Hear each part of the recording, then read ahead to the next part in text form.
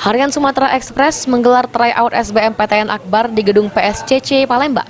Tryout yang digelar se-Sumatera Selatan ini dilakukan secara online atau daring menggunakan aplikasi tes milik Ganesha Operation. General Manager Sumatera Express Nur Seri mengatakan kegiatan ini dilakukan khusus pelajar kelas 12 SMA yang akan mengikuti ujian akhir semester agar siap menghadapi tes masuk universitas negeri. Tryout kali ini dilakukan secara online dan sistem ini baru pertama kali dilakukan di Sumatera Selatan. Kegiatan ini juga mengajak untuk para siswa dan siswi lebih akrab belajar dengan cara digital.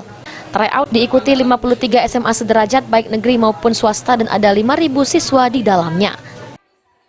Bagi Sumatera Express memang yang pertama, dan untuk Sumatera Selatan saya kira ini baru yang pertama juga.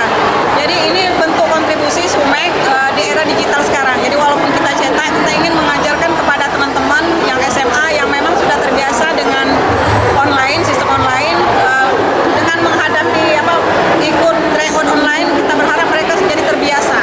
Untuk pesertanya dewek kayak mana Pak? Pesertanya ini dari 53 SMA, SMK, MA, se-Sumsel, bukan Palembang saja.